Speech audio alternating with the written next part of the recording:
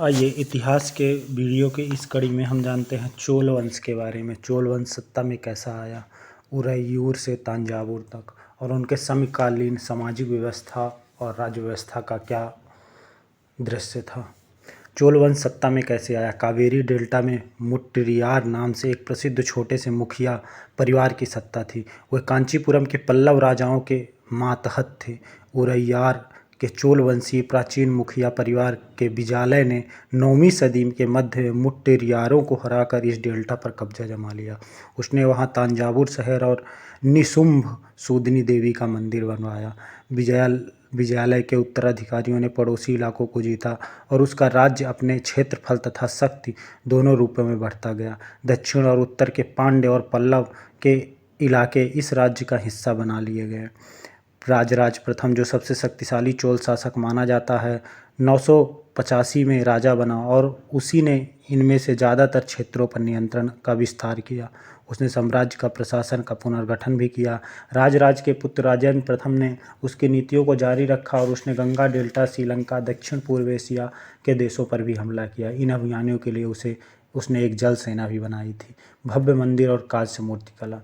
चोल वंश के समय की राजराज और राजेंद्र प्रथम द्वारा बनवाए गए तंजावुर और गंगईकोंड चोलपुरम के बड़े मंदिर स्थापत्य और मूर्तिकला की दृष्टि से एक चमत्कार है। चोल मंदिर अक्सर अपने आसपास विकसित होने वाले बस्तियों के केंद्र बन गए और शिल्प उत्पादन के केंद्र थे। ये मंदिर शासकों और अन्य लोगों द्वारा दी गई भूमि से भी संपन्न हो गए। इन भूमि की उपज उन सारे विशेषज्ञों का निर्वाह करने में खर्च होती थी जो मंदिर के आसपास रहते थे, उसके लिए काम करते थे। पुरोहित, मालाकार, बावर्ची, मेहतर इत्यादि, संगीतकार, नर्तक इत्यादि। दूसरे शब्दों में मंदिर सिर्फ पूजा आराधना के स्थान नहीं थे, वे आर्थिक, सामाजिक और सांस्कृतिक जीवन के केंद्र भी थे। मंदिर के साथ जुड़े हुए शिल्पों में सबसे विशिष्ट कांस्य प्रतिमाएं बनाने का काम था। चोल कांस्य प्रतिमाएं संसार की सबसे उत्कृष्ट कांस्य प्रतिमाओं में गिनी जाती हैं। ज़्यादातर प्रतिमाएं तो देवी देवताओं की होती थी, लेकिन कुछ प्रतिमाएं भक्तों की भी बनाई गई थी। कृषि और सिंचाई। चोल वंश के समय कृषि और सिंचाई कैसी थी। चोलों ने कई उपलब्धियां कृषि में हुए नए विकासों के माध्यम से संभव हुई। चोलों की कई उपलब्धियां कृषि विकास के कारण संभव हुई। गौर कीजिए कि कावेरी नदी की खाड़ी में पहले छोटी छोटी शाखाएं थी। ये शाखाएं बार बार पानी से उलझती रहती थी, जिसके किनारों पर उपजाऊ मिट्टी जमा होती थी। शाखाओं का पानी कृषि, विशेषतः चावल की खेती के लिए आवश्यक आर्द्रता मुहैया कराता था। हालांकि तमिलनाडु के दूसरे हिस्सों में कृषि पहले ही विकसित हो चुकी थी, पर 5वीं या 6ठी सदी में आकर इस इलाके में बड़े पैमाने पर खेती शुरू हो गई। कुछ इलाकों में जंगलों को साफ किया जाना था और कुछ दूसरे इलाकों की ज़मीन को समतल किया जाना था। डेल्टा क्षेत्रों में बाढ़ को रोकने के लिए तटबंध बनाए जाने थे। पानी को खेतों तक ले जाने के लिए नहरों का निर्माण होना था तथा कई क्षेत्रों में एक साल में 2 फसलें उगाई जाती थी। कई जगहों पर फसलों की सिंचाई कृत्रिम रूप से करना जरूरी था। सिंचाई के लिए कई पद्धतियां अपनाई जाती थी। कुछ इलाकों में कुएं खोदे गए, कुछ अन्य जगहों में बारिश के पानी को इकट्ठा करने के लिए विशाल सरोवर बनाए गए। स्मरण रहे कि सिंचाई के काम में योजना की ज़रूरत होती है, जैसे श्रम और संसाधन को व्यवस्थित करना, इन कामों की देखरेख करना और यह तय करना कि पानी का बंटवारा कैसे किया जाए। ज़्यादातर नए शासकों साथ ही साथ गांवों में रहने वाले लोगों ने इन गतिविधियों में सक्रिय रूप से दिलचस्पी दिखाई।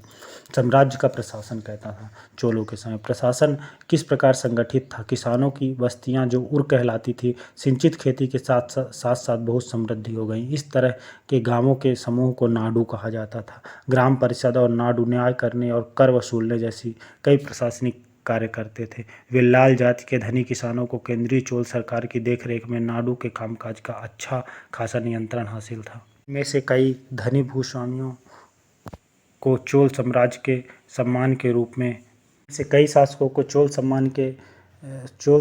सम्मान के रूप में मुवेद लेनम, 3 राजाओं की अपनी सेवाएं प्रदान करने वाला बेलन या किसान, अरैयार प्रधान जैसी उपाधियां दी गई।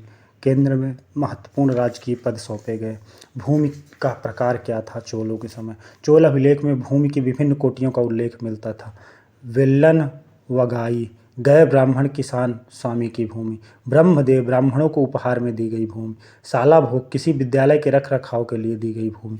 देवदान, तिरुनमटुक्कनी, मंदिर को उपहार में दी गई भूमि, पल्ली चंदम जैन संस्थानों को दी गई भूमि। हमने देखा कि ब्राह्मणों को समय समय पर भूमि अनुदान या ब्राह्मदेव प्राप्त हुआ। परिणाम स्वरूप कावेरी घाटी और दक्षिण भारत के दूसरे हिस्सों में ढेरों ब्राह्मणों बस्तियां अस्तित्व में आई। प्रत्येक ब्रह्मदेव की देखरेख प्रमुख ब्राह्मण भूबस्तियों की एक सभा द्वारा की जाती थी। ये बहुत सभाएं कुशल पूर्वक काम करती थी। इनके निर्णय शिलालेखों में प्रारंभ मंदिरों की पत्थर की दीवारों पर ब्यौरेवार दर्ज किए जाते थे। नगरम के नाम से ज्ञात व्यापारियों के संघ भी अक्सर शहरों में प्रशासनिक कार्य संपादित करते थे। तमिलनाडु के चिंगलपुट जिले में उत्तर मेरूर से प्राप्त अभिलेखों में इस बात का सविस्तार वर्णन है कि ब्राह्मणों की सभा का संगठन कैसा था। सिंचाई के कामकाज, बाग बगीचों, मंदिरों इत्यादि की देखरेख के लिए सभा की विभिन्न समितियां होती थी। इनमें सदस्यता के लिए जो लोग योग्य होते थे उनके नाम तालपत्र के छोटे छोटे टिकटों पर लिखे जाते थे और मिट्टी के बर्तन रख दिए जाते थे और किसी छोटे लड़के को हर समिति के लिए एक के बाद एक टिकट निकालने को कहा जाता था। अभिलेख और लिखित सामग्रियाँ चोल प्रशासन में कैसी थी। उत्तर मेरू अभिलेख के अनुसार सभा की सदस्यता के लिए इच्छुक लोगों को ऐसी भूमि का स्वामी होना चाहिए जहाँ से भू राजस्व वसूला जाता हो। उनके पास अपना घर होना चाहिए। उनकी उम्र 35 से 70 होनी चाहिए। उन्हें वेदों का ज्ञान होना चाहिए। उन्हें प्रशासनिक मामलों की अच्छी जानकारी होनी चाहिए और ईमानदार होना चाहिए। यदि कोई पिछले 3 सालों में किसी भी समिति का सदस्य रहा है तो वह किसी और समिति का सदस्य नहीं बन सकता। जिसने अपने संबंधियों के खाते में जमा नहीं कराए हैं वह चुनाव नहीं लड़ सकता। जिन्होंने खाते नहीं जमा कराए वो चुनाव नहीं लड़ सकता था। खाते मतलब डिटेल। अभिलेखों में राजाओं और शक्ति संपन्न पुरुषों के बारे में जानकारी मिलती है, लेकिन यह जानना खासा मुश्किल है कि साधारण मर्दों और औरतों का जीवन इन राज्यों में कैसा होता था। 12वीं शताब्दी की तमिल कृति पेरिया पूर्णम से एक उदाहरण देखिए। अडनूर की सरहदों पर फूस की पुरानी छाजनों वाली छोटी छोटी झोपड़ियों से आटा पड़ा पुलाया एक ऐसा समूह जिसे ब्राह्मण और विल्लाल प्रतिष्ठित समाज के बाहर मानते थे। लोगों का एक छोटा सा पूर्वा था जिसमें ओछे किस्म के पेशों में लगे खेतिहर मजदूर रहते थे। चमड़े की पट्टियों से घिरे हुए वो झोपड़ियों के हाथों में छोटे मुर्गियों झुंडों में घूमते थे। गहरे रंग के बच्चे जो काले लोहे के कंगन पहने हुए थे छोटे पिल्लों को उठाए उछलते चल रहे थे। मारूद पेड़ों की छाया में एक मजदूरनी ने अपने बच्चे को चमड़े की एक चादर पर सुला दिया। आम के पेड़ भी थे जिनकी शाखाओं पर नगाड़े लटके हुए थे और नारियल के पेड़ों के नीचे जमीन में बने गड्ढों में छोटे सिरों वाली कुत्तियां पिल्लों को दूध पिलाने के बाद लेटी हुई थी। लाल कलगी वाले मुर्गों ने पाँव फटने से पहले तगड़े पुलयार अर्थात पुलाया का बहुवचन है को दिन के काम पर जाने की हाक लगाते हुए भाग दे दी थी।